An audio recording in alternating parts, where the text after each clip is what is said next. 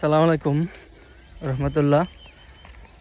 প্রিয় ভিউয়ার্স, আপনাদেরকে আজকে নিয়ে আসলাম আমার সেই প্রিয় বিলে,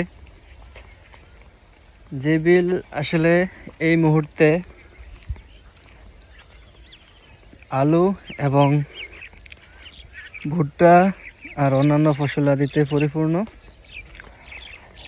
এই মুহূর্তে আজকে 16তম রোজা, রমজানের এই সুন্দর এই বিকেল বেলায় বসন্তের এই আবহাওয়া, এক অন্যরকম মনোরম পরিবেশ। যেই পরিবেশটা আসলে অতুলনীয়। বিলে মানুষজন নাই, তারপরেও বিলটা কিন্তু শান্ত নাই। বিলে কিছু কলকাকলি আছে পাখিদের দ্বারা, চারিদিকে প্রচুর শালিক পাখি। সেই শালিক পাখিদের কলকাকলি আসলে চারিদিকে পরিপূর্ণ। আর বিলের মাঝখানে প্রধান যে সৌন্দর্য, সেই হচ্ছে সৌন্দর্য এই যে তাল গাছ। বিলের মাঝখানে উঁচু জমিতে তাল গাছ, এই সেই তাল গাছ। আর পড়ন্ত বিকেলবেলা, এই সেই পড়ন্ত বিকেলবেলার সূর্য ডুবে যায়, মানে সূর্য অস্ত যাওয়ার জন্য প্রস্তুতি নিচ্ছে। আমাদেরকে সুন্দর একটি সন্ধ্যা উপভোগ করার জন্য এই মুহূর্তে প্রচুর আলুগুলো তোলার উপযোগী হয়েছে। আমি যদি আপনাদেরকে দেখাই, এই হচ্ছে বিলে আলু, প্রচুর আলু দেখা যাচ্ছে। আমি জানি না আসলে শেষ পর্যন্ত কি হয়। হয়তো এখান দিয়ে আলুগুলো উপরে, অন্য জায়গায় দিয়ে আলুগুলো নিচে। পরিপূর্ণভাবে আপনাদেরকে আমি দেখাতে পারছি না। আমি আসলে যে উদ্দেশ্যে ভিডিওটা করা, সেটি হচ্ছে আসলে আমার বুক খুব ধড়ফড় করছে। আমি অনেক কষ্টে আসলে ভিডিওটা করছি। এর একটা কারণ হলো, আমি অনেক ভিডিওতে বলছি যে আমার একটি প্রিয় জায়গা আছে। সেই জায়গাটি হচ্ছে এই বিল। এই বিলে আমার অনেক শৈশব, অনেক কৈশোর জড়িয়ে আছে। তাছাড়া আরও অনেক আবেগময় স্মৃতি এই বিলে আছে। তো এই বিলে দেখেন ভুট্টা গাছগুলো আসলে বড় হয়ে যাওয়ার কারণে এই বিলের পরিপূর্ণতা আসলে যেই চোখ জুড়াইতো, দেখে মন ভরতো, এই ভুট্টা গাছগুলোর কারণে সেগুলা সম্ভব হবে না। কারণ ভুট্টা গাছ যখন বড় হয়ে যাবে, এরকম বড় হয়ে যাবে, তখন এই বিলটা অনেকটা অন্ধকারাচ্ছন্ন হয়ে যাবে। বিলের আসলে সৌন্দর্য ঠিকভাবে উপভোগ করা যাবে না। আসলে এটা আমার কাছে অনেক কষ্টের। আমি যদি আপনাদেরকে দেখাই, আসলে আমি এই রাস্তা দিয়ে যাবো, এখান দিয়ে যাবো না। কারণ আমি এখান দিয়ে কত শত হাজার বার গিয়েছি এই রাস্তা দিয়ে, এই ক্ষেতের আইলটা দিয়ে। এই জন্য আমার খুব আবেগ এই বিল ঘিরে, এই পথটা ঘিরে। যখন বর্ষা মৌসুম আসতো, আমাদের এখানে কিন্তু জোয়ার ভাটার পানি আসে না। আমরা যেটাকে বেড়িবাঁধের অন্তর্ভুক্ত বলা হয়, আমরা বেড়িবাঁধের অন্তর্ভুক্ত। আমাদের এখানে জোয়ার ভাটার পানি আসে না, কিন্তু বৃষ্টির পানি এই বিলে জমা হয় অনেকবার।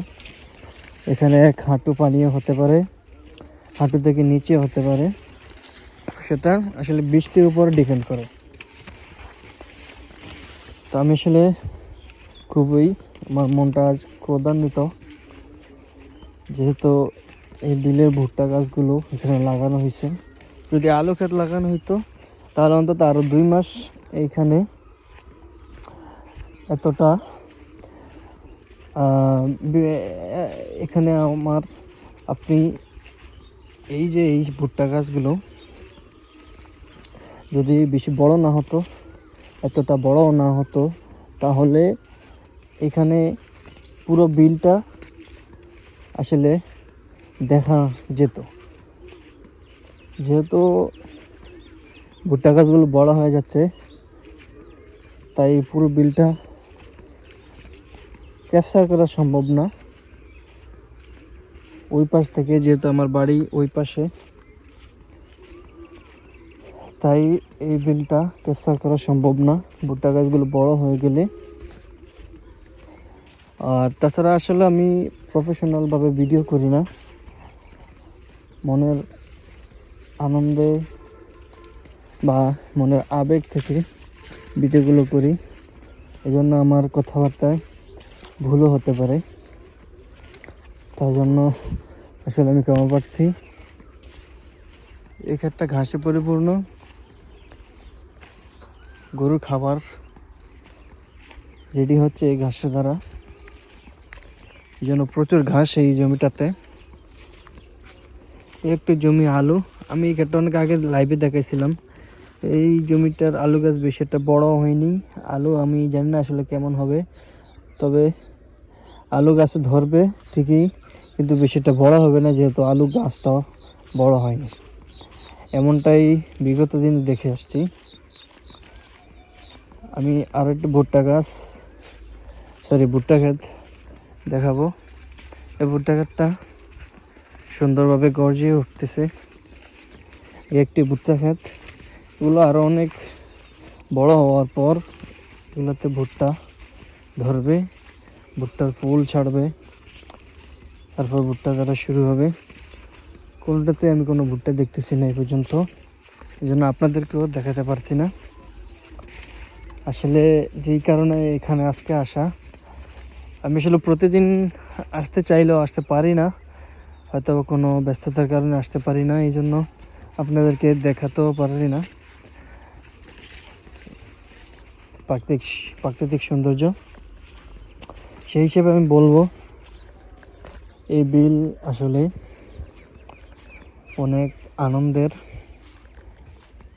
অনেক আবেগের। এই ছোট্ট সুন্দর বিলটা, এই বিলে আমার কিশোর কেটেছে, শৈশব কেটেছে, যৌবনও কেটে যাচ্ছে।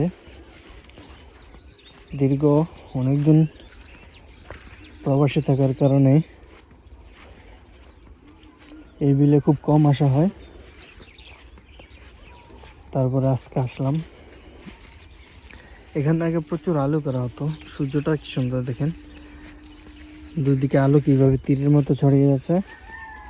আসলে সূর্য অস্ত যাওয়ার জন্য প্রস্তুতি নিচ্ছে। সন্ধ্যার আবার কিছুক্ষণ পরেই ভেসে উঠবে। আসলে যেটা বলতেছিলাম,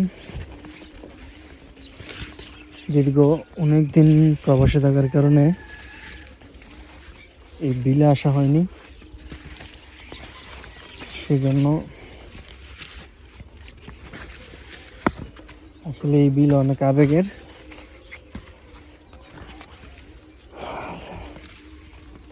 আমি যদি আপনাদেরকে দেখাই,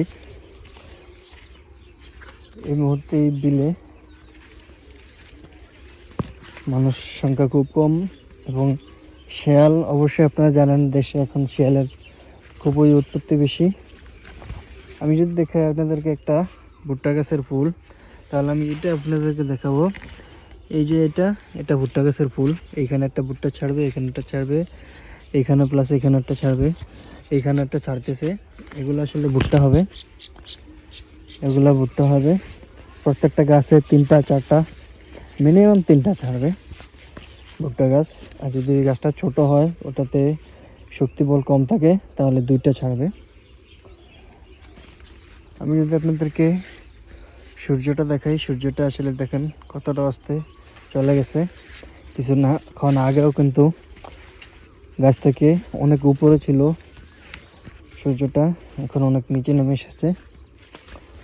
আমি একটা লাইভে না 2-3বার লাইভ করেছি। সেই লাইভে আসলে একটা ভুট্টা ক্ষেত দেখেছি আপনাদেরকে, যেখানে প্রত্যেকটি ভুট্টা গাছ পরিপূর্ণ শক্তিশালী হয়ে উঠেছে, এবং এটার কালারই আসলে খুবই গ্রিন। এটা কালারটা আসলে অনেকটাই সবুজ এবং সুন্দর দেখা যাচ্ছে, এবং অনেকটাই পরিপূর্ণ এই ক্ষেতটা। যেহেতু এই ক্ষেতটা দেখেন উপর থেকে নিচে পুরোটা জমিতেই মোটামুটি ভুট্টা গাছগুলো সমানভাবে উঠতেছে। হয়তো মাঝে মাঝে একটু ছোট আছে, কিন্তু এর চাইতে সুন্দর আমার মনে হয় হবে না। ভুট্টা গাছগুলো আসলে এরকম যে এখানে শক্তিটা বেশি থাকে, ওইখানে ভুট্টা গাছগুলো একটু তাড়াতাড়ি বড় হয়ে যায়। যেখানে আপনি দেখতেছেন এই ক্ষেতটা আপনি দেখেন, এইখানে এই ভুট্টা গাছগুলো বড় বড়, কিন্তু এইখানে আবার এগুলো আবার অনেক ছোট ছোট, প্রায় এখানে 1.5-2 হাত ডিফারেন্স। তো এই ক্ষেত্রে কিন্তু অতটা ডিফারেন্স নেই, তো বড় ভুট্টা গাছগুলো থেকে ছোটোগুলো আধা হাত ডিফারেন্স। এটাও মোটামুটি ঠিক আছে, কিন্তু কালারটা আমার কাছে একটু বাদামি লাগতেছে। ওটা ছিল সম্পূর্ণ সবুজ, দেখেন এইখান থেকেই দেখেন ওটা আসলে একটু সবুজ আকারের, ওই যে সোজা, আর এইখান দেখেন একটু বাদামি আকারের। আর এই ক্ষেতটাতে এগুলো তেমন একটা শক্তিশালী নিয়ে ওঠেনি, মোটামুটি আর কি, মোটামুটি। কিন্তু এই ক্ষেতের ভুট্টা গাছগুলো ছোট এবং বড় হিসেবে উঠতেছে। আমি আসলে যে উদ্দেশ্যে আপনাদেরকে এই ভিডিওটি উপহার দিব, এই পরিবেশটি উপহার দিব, সেটা হচ্ছে আসলে ভুট্টা গাছগুলো বড় হয়ে যাওয়ার কারণে পুরো বিলটা চোখের সামনে ভাসবে না। সেই কষ্টে আসলে আমি ভিডিওটা করতেছি, বা আপনাদেরকে দেখানোর জন্য, বা আমার কষ্টটা প্রকাশ করার জন্য ভিডিওটা আসলে করছি। রোজা আছি, আসলে কথা বলতেছি গলা শুকিয়ে যায়। বিলে আসলে অনেক ধরনের ফসলাদি আছে, তো আমি যদি দেখাই একটা ক্ষেত, এই ক্ষেতটাতে কোনো ফসল করা হয়নি, তো পুরোই আবাদি শূন্য ফসল। এখানে ঘাস জন্মে আছে। একটা ভুট্টা ক্ষেত করা হয়েছে, বাট এই ভুট্টা ক্ষেতে তেমনভাবে ফসল পাবেন না উনি।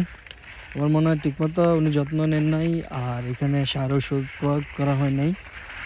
আসলে মাটি হলে হয় না, মাটিতে শক্তি থাকতে হয়, পানি ওখানে মাটি কিছুটা স্যাঁতসেঁতে ভিজা ভিজা থাকতে হয়, একটুটা ভেজা থাকতে হয়, তাহলেই এই ক্ষেতটি শক্তিশালী হবে এবং এই ক্ষেতে বপন করা ফসলও শক্তিশালী হবে। সেইভাবে এই ক্ষেতটিকে তৈরি করা হয়নি, এই জন্য ক্ষেতটা এভাবেই রয়ে গেছে, এবং এই ক্ষেতে ফসলও ওইভাবে শক্তিশালী হয়ে ওঠেনি। আমি যদি আপনাদেরকে দেখাই, একটি বিশাল জমি, আমি জানি না এই জমির মালিক কেন এই জমিটা এইভাবে খালি করে রেখেছেন। এখানে কোনো ফসল আবাদ করা হয়নি ধান কাটার পর থেকে। তা একমাত্র উনি মালিক, উনি ভালো জানেন কেন এই ক্ষেতটাতে ফসল আবাদ করা হয়নি। আমি আসলে বিলের যে অংশটি থেকে চলে যাচ্ছি, ওই অংশটি আমার হয়তো তেমনভাবে আর দেখা হবে না, যেহেতু ভুট্টা গাছগুলো এখন প্রতিদিন আমার সম্ভবত 1.5 ইঞ্চি থেকে 2 ইঞ্চি পর্যন্ত বড় হচ্ছে। আর বড় হওয়া ভুট্টা গাছগুলো 1.5 ইঞ্চি 2 ইঞ্চি কিন্তু অনেক বিশাল ব্যাপার।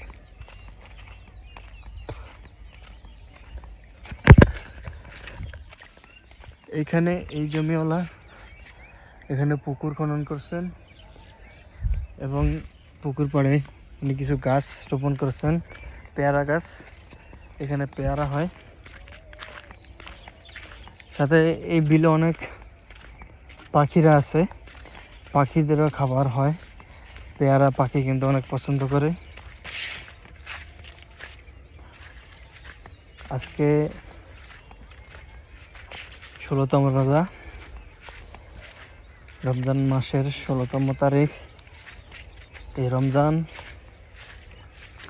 আমাদের জীবনে রহমত, বরকত, মাগফিরাত এবং নাজাত নিয়ে এসেছে। আমরা অবশ্যই তা গ্রহণ করব, এটাই কামনা করি। আমার পাশেই ওই যে একজন কৃষক, ধনিয়া তুলতেছেন, এবং ধনিয়ার গ্রান আমার নাকে ভেসে আসছে। আসলে যদিও এগুলো হাইব্রিড ধনিয়া, তবে এই মুহূর্তে এটাই আসলে মানুষ খেতে হবে। যেহেতু এছাড়া কোনো উপায় নেই। তাছাড়া এই ধান ক্ষেতটি আগে আমি লাইভে দেখেছি, ধান ক্ষেতের ধানগুলো আসলেই খুব সুন্দরভাবে উঠতেছে। এবং এই ক্ষেতটা, সামনের এই ক্ষেতটা, ওই দিন ওই লাইভে এখানে পানি শূন্য ছিল, ক্ষেতটায় মাটি পেটে গেছিলো, যেমনটা এই মাটি পাটা দেখতেছেন আপনারা, এরকম পেটে গিয়েছিল।